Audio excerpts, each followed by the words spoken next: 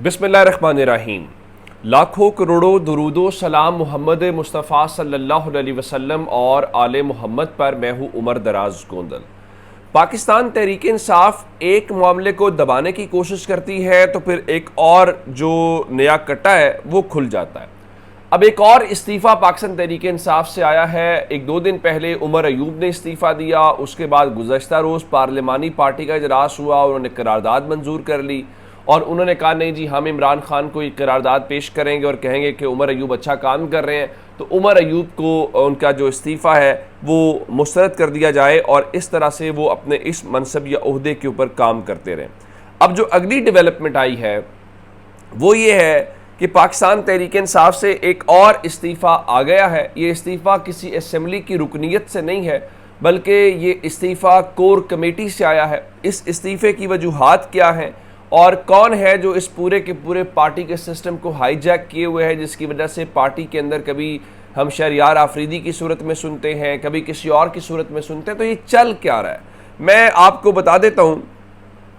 खैबर पख्तूनख्वा से MNA है जुनैद अकबर खान, बड़े दबंग किस्म के हैं, कौमी असम्बली में बोले, तगड़ा बोले, उनकी पहली तकरीर भी बड़ी तगड़ी थी और उन्होंने जेल काटी। उन्हें याद अगर आपको हो तो हथकड़ियाँ जैसे लगाई गई, तो उन्होंने कहा था कि मेरी वालदा ने और मेरे बच्चों ने मुझे क्या कहा था, वो बड़ी एक तारीख का हिस्सा है। फिर जब तकरीर हुई, ये जब बिल्कुल असम्बली का नया सेशन पहला था, तो शायद जो चंद बेहतरीन तकरीरों में से एक तकरीर थी वो जुनैद अकबर खान की तकरीर थी। लेकिन अब जुनैद अकबर खान खुद अपने इस्तीफ़े के मुतालिक क्या बता रहे हैं, किसके ऊपर इल्ज़ाम लगा रहे हैं, क्या वजह है, मैं आपके सामने ज़रा उनका ट्वीट पढ़ के सुनाना चाहता हूँ। उन्होंने कहा कि PTI मेरा घर है, ना मैं किसी ग्रुप का हिस्सा हूँ ना हूँगा। यानी वो कह रहे हैं मैं भाई किसी, मेरा इस्तीफ़ा यूँ ना समझा जाए कि कोई फ़लाँ ग्रुप बन गया तो मैं फ़लाँ ग्रुप में, मैं ना किसी ग्रुप का अभी हिस्सा हूँ और ना मैं किसी ग्रुप का हिस्सा हूँगा। तो उन्होंने कहा कि इमरान खान पर मेरी जान भी कुर्बान है, लेकिन PTI के कारकुनान को ख़बरदार करना चाहता हूँ कि मखसूस लोग खान साहब से मिलने जाते हैं लेकिन हमें मिलने नहीं देते। अब ये एक बड़ी ये पहले भी था कि जनाब सब लोगों को मिलने नहीं दिया जाता और चंद लोग हैं। अब ये तो कोई इतनी साइंस वाली बात नहीं है, अगर आप रिकॉर्ड भी चेक करेंगे तो आपको पता चल जाएगा इमरान खान से कौन कितनी बार मिला है और सबसे ज़्यादा मुलाकातें किसकी हुई हैं। तो मज़ीद उन्होंने लिखा इन लोगों के एक दूसरे के साथ मफादात है, हमें सिर्फ यही बताया जाता है कि मौजूदा पार्टी पॉलिसी खान साहब की है। यानी वो जो मिलने वाला ग्रुप है वो एक दूसरे को प्रोटेक्ट करते हैं, एक दूसरे के मफादात का तहफ़्फ़ुज़ करते हैं और बाहर आके कहते हैं नहीं ये ना खान साहब की पॉलिसी है। आगे मज़ीद लिखा बदकिस्मती यही है कि सारे फैसलों के बेनिफिशरी यही लोग हैं और इनके ख़ानदान और दोस्त हैं। यानी ग्रुप ये जो पूरे का पूरा इस वक्त बैठा हुआ है फ़ायदा ले रहा है उनका। इनमें अक्सरियत वो लोग हैं जिन्होंने 9 मई के बाद गुब्बारे तक भी नहीं उड़ाए। यानी जो एहतजाजन वो था ना कि तहरीक इंसाफ के झंडे के वाले आप गुब्बारे, वो भी उन्होंने नहीं उड़ाए। यानी इतना उनका पार्टी के लिए किरदार है। मैं कारकुनान की गालियों का हिस्सा नहीं बनना चाहता, फैसलों में मेरा कोई इख्तियार है ना इमरान खान तक मेरी रसाई है, इसलिए मैं कोर कमेटी से इस्तीफ़ा देता हूँ।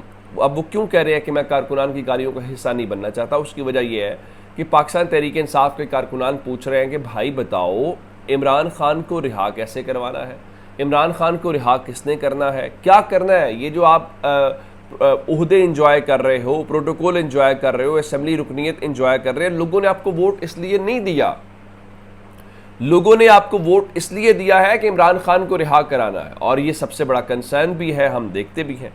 तो मज़ीद उन्होंने कहा कि वर्कर्स के साथ मिलकर खान साहब और सूबे में जिन लोगों ने हमारे वर्कर्स के साथ ज़्यादती की उनसे एहतसाब के लिए तहरीक शुरू करेंगे।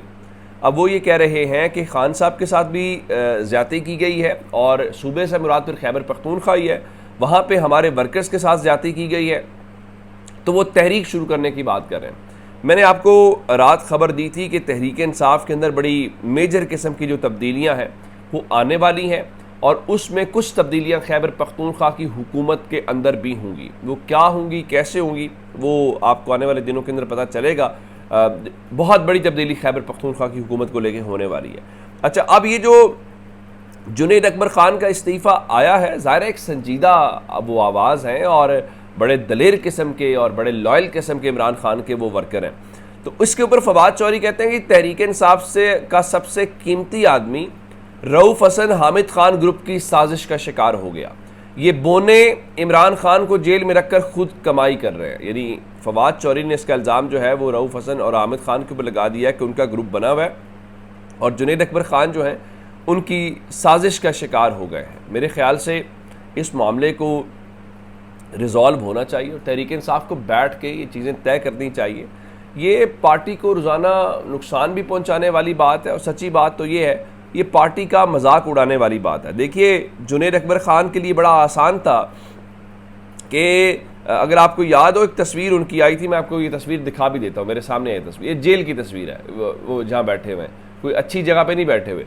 तो अब ये सवाल ये पैदा होता है कि जो शख्स उस वक्त जेल में था, जिसको जेल नहीं तोड़ सकी, इमरान खान से दूर नहीं कर सकी, तो आपका क्या ख्याल है कि इन चीज़ों से वो दूर हो जाएंगे? बिल्कुल भी नहीं है।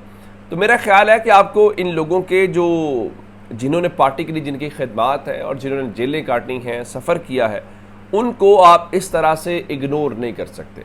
उनके जायज़ सवालात हैं। वो ये तो नहीं कह रहे कि उसको हटा दो और मुझे ओहदा दे दो, ओहदा तो नहीं मांग रहे। उनकी बड़ी दो सादा सी बातें हैं। पहली बात यह है कि भाई हमें इमरान खान से मिलने दो, नंबर 1। दूसरा, इमरान खान की रिहाई के लिए क्या कर रहे हो, लोगों को जवाब दो। अब मिसाल के तौर पर जी पाकिस्तान तहरीक इंसाफ ने 5 जुलाई को जो मानसहरा में जलसा करने का ऐलान कर दिया। आप खैबर पख्तूनख्वा के अंदर एक नहीं 1000 जलसे भी कर लें, उसका कोई इम्पैक्ट नहीं होगा। वजह, वह आपकी अपनी हुकूमत है, कौन रोकेगा आपके जलसों को? जलसे अगर आपने करने हैं तो पंजाब में आए जनाब, पंजाब में निकलें, लोगों को निकालें। पंजाब में आपका 1000 लोग भी लाहौर में आप इकट्ठे करेंगे ना, जो कि ज़ाहिर तहरीक इंसाफ जलसे की कॉल दे तो लोग तो फिर आते हैं। 1000 लोग भी इकट्ठे कर लिए तो खैबर पख्तूनख्वा में 1 लाख इकट्ठे करने से ज़्यादा इम्पैक्ट होगा। तो पंजाब में आप आना नहीं चाहते, खैबर पख्तूनख्वा में जहाँ आपकी हुकूमत है वहाँ बैठ के आप ये सब करना चाहते हैं, तो मेरा नहीं ख्याल उसका कोई इम्पैक्ट आएगा। आज एक और ख़बर आई है और वो ख़बर अंसार अब्बासी ने दी न्यूज़ और जंग के अंदर ब्रेक की है, और ये ख़बर इमरान खान और इस्टेब्लिशमेंट से मुतल्लिक है। उसमें बताया यह गया है, जंग अखबार में स्टोरी छपी है जी, सरकर्दा मजहबी आलिम की इमरान खान और इस्टेब्लिशमेंट के दरमियान मामलात तय कराने की कोशिश। ये आलिम कौन है, इम्पॉर्टेंट बात तो ये है। और क्या ये कोशिश कामयाब हुई है, ये कोशिश नाकाम हुई है, और ये कोशिश कब हुई है? पहली बात तो ये है, इस वक्त इमरान खान से रेलिवेंट इस किस्म की कोई भी चीज़ कबूल करने को तैयार नहीं है। उसकी वजह ये है, जो लोग लेके जाते हैं इस किस्म की बात करते हैं, ज़ाहिर है उनका मकसद सिर्फ़ और सिर्फ यही होता है कि कोई दरमियानी रास्ता निकल आए। अब दूसरी तरफ से अगर ये कहा जाए कि इमरान खान माफ़ी मांगे, इमरान खान घुटनों के बल बैठे, तो वो तो इमरान खान नहीं कर रहे, तो ज़ाहिर है ये चीज़ें कोशिश कामयाब तो नहीं होगी।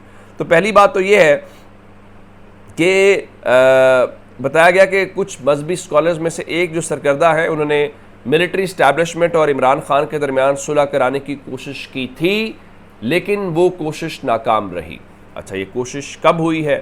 ख़बर ये है, इस खबर के मुताबिक उन्होंने ये दावा किया है कि आलिम का नाम तो उन्होंने नहीं बताया। मेरा ख्याल है इंडिकेटर दिया जा सकता है कि वो आलिम ख़ासे मुतहर्रिक रहे जब तहरीक इंसाफ की हुकूमत भी थी, और वह इमरान खान के बारे में बड़े अच्छे गुमान भी रखते हैं, तासुरात भी रखते हैं, और वो जाके मिलते भी उस वक्त रहे हैं, गालिबन वही होंगे।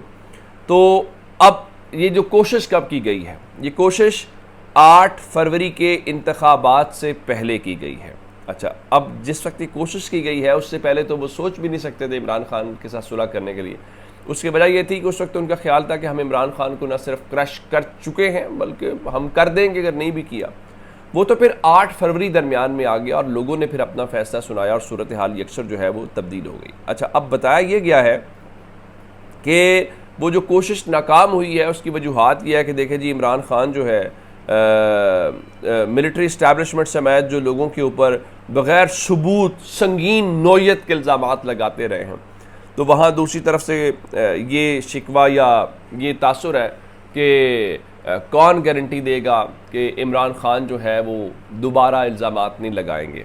अगर इल्ज़ामात हैं तो उन इल्ज़ामात की तहकीकात भी हो जानी चाहिए, किसी फोरम के ऊपर ले जाना चाहिए ताकि मसला जो है वंस फॉर ऑल ये सेटल हो जाए। अपना बहुत सारा ख्याल रखिएगा। खुदा हाफिज़।